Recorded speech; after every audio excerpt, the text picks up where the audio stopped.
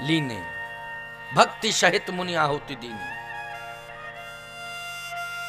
विश्वामित्र जी महाराज के जीवन में दोष आ गया। क्या आ गया? दोष।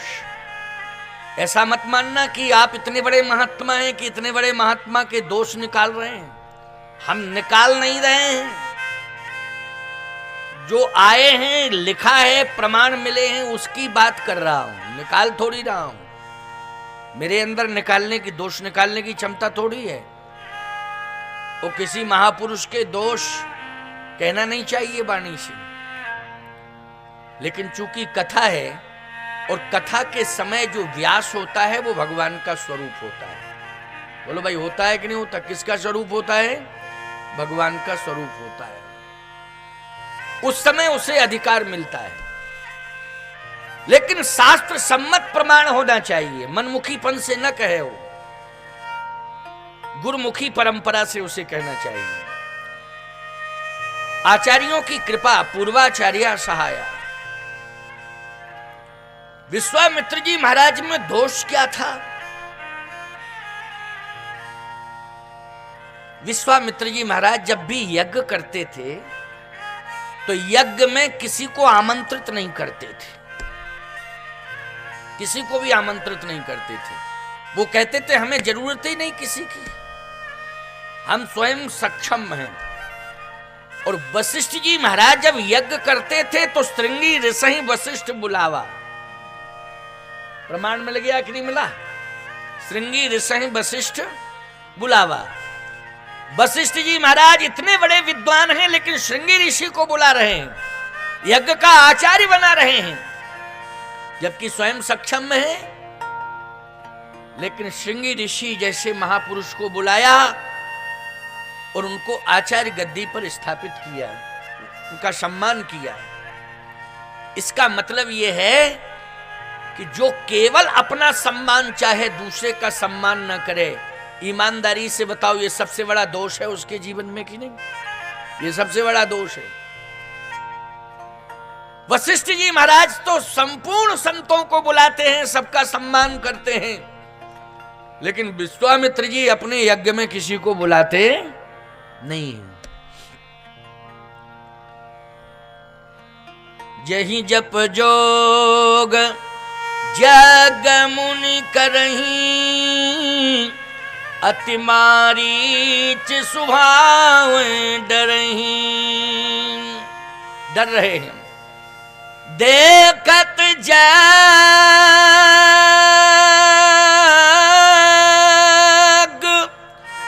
निशाचर धावें, करहीं उपद्रव मुनि दुख पावें। देखत जग निशाचर धावें, करहीं उपद्रव मुनि दुख पावें। बहुत दुखी हो रहे हैं। अच्छा, तो मारीच क्या दोष है? हाँ भाई, मारीच दोष है। प्रतीकवाद का जब वर्णन होता है, रामचरितमानस में एक प्रतीकवाद है कि कौन सा पात्र किसका प्रतीक है, इसको कहते हैं प्रतीकवाद। कौन सा पात्र किसका प्रतीक है? जैसे लक्ष्मण जी किसके प्रतीक हैं? जो सहस शीस अहिस महीधर लखन सचराचर धनी। बोलो, शेष है नहीं ये क्या है? शेष है। राम जी क्या है? श्रुति सेतु पालक राम, तुम जगदीश माया जानकी। रामो विग्रहवान धर्म, राम साक्षात धर्म है। बोलो, है कि नहीं? भैया एक बात बताएं आपको, रावण किसका प्रतीक है? 10 सिर है, 20 भुज दंडा, और रावण नाम वीर बरबंडा। कहे रावण के 10 सिर हैं, ये मोह का प्रतीक है। मोह का प्रतीक। अच्छा, मोह की उत्पत्ति 10 स्थानों से होती है। मोह की उत्पत्ति 10 स्थानों से होती है। रावण के 10 ही सिर हैं, 11 सिर नहीं है। क्या 11 सिर हैं? 10 सिर हैं, है ना? 10 सिर। 10 सिर ता है 20 भुजदंडा। 10 सिर हैं और 20 भुजाएं। ये 10 सिर क्यों हैं? क्योंकि मोह की उत्पत्ति 10 स्थानों से ही होती है। जननी जनक बंधु सुत दारा, तन धन भवन सुहृद परिवारा। ये 10 स्थानों से मोह प्रकट होता है, मोह की उत्पत्ति होती है। रावण मोह का प्रतीक है, कुंभकर्ण अहंकार का प्रतीक है, मारीच दोष का प्रतीक है और सुबाहु दुख का प्रतीक है, ताड़का दुराशा का प्रतीक है। यह प्रतीकवाद है मानस का। ताड़का को दुराशा कहा गया है। नाम ताड़का है लेकिन दुराशा, दुराशा मानी दूसरे से सुख पाने की आशा। आपने रामलीला देखी होगी तो रामलीला में जब भगवान राम जनकपुर जा रहे हैं तो रास्ते में ताड़का मिली। अच्छा बोलो भाई, रामलीला में जब आप दृश्य देखते हो तो ताड़का पहले सोई हुई रहती है कि नहीं रहती है? कैसी? सोई हुई, लेटी है, सो रही है। यही चित्र दिखाया जाता होगा पहले। हो सकता क्षेत्र के हिसाब से सीन बदल जाते हों, अलग बात है, लेकिन हमने तो ज्यादातर देखा है कि ताड़का पहले सोती है और फिर बाद में जागती है, फिर क्रोध करके दौड़ती है। यही होता है ना। दुराशा, दूसरे से सुख पाने की आशा।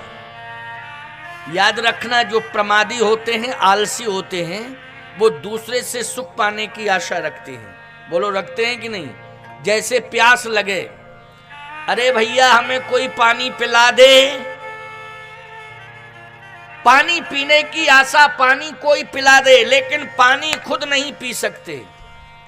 अरे कोई असमर्थता है, अलग बात है कि चल नहीं सकते, हिम्मत नहीं जाने की, या पानी दिखाई नहीं दे रहा, अलग बात है, पानी मांगना चाहिए तो।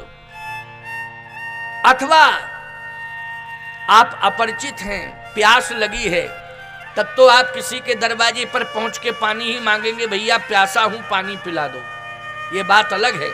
लेकिन घर में बैठे पानी सामने रखा, कोई पिला दे, सोचो जरा। कोई मुझे भोजन खिला दे, कोई मुझे सुला दे। ओ भैया ध्यान रखना, कोई मुझे जगा दे। अपने आप नहीं जाग सकते हो, अपने आप नहीं जाग, कोई जगा दे, पानी पिला दे, भोजन खिला दे, सुला दे और जगा दे। बोलो, ये दुराशा है कि नहीं? माताओं, बहन, बेटियों, ध्यान से सुनो मेरी बात को। ये दुराशा आदि है तो आपके अंदर राक्षसी का प्रवेश हो गया है। कौन सी राक्षसी? दुराशा नाम की राक्षसी का प्रवेश, यही ताड़का है। इसलिए कभी भी प्रमादी नहीं होना चाहिए। अगर प्रमादी जीवन होगा तो राक्षसत्व आ जाएगा। अच्छा, ताड़का ने 2 को जन्म दिया है, इसके 2 ही पुत्र हैं, तीसरा पुत्र नहीं है, तीसरा नहीं, चौथा नहीं, 2 ही पुत्र हैं, मारीच और सुबाहु।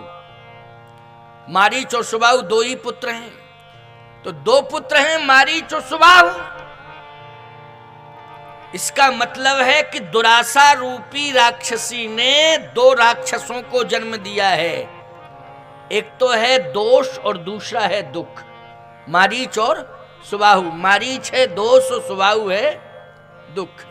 मारीच बड़ा भाई है, सुबाहु छोटा भाई है। दुराशा ने दोष और दुख को जन्म दिया। अच्छा, जिसके जीवन में दुराशा आ जाती है, दोष अपने आप आ जाते हैं कि नहीं आ जाते हैं? और दोष जब अपने आप आ जाते हैं तो दुख पीछे से अपने आप ही चला आता है। दुख को बुलाने की जरूरत नहीं पड़ती है।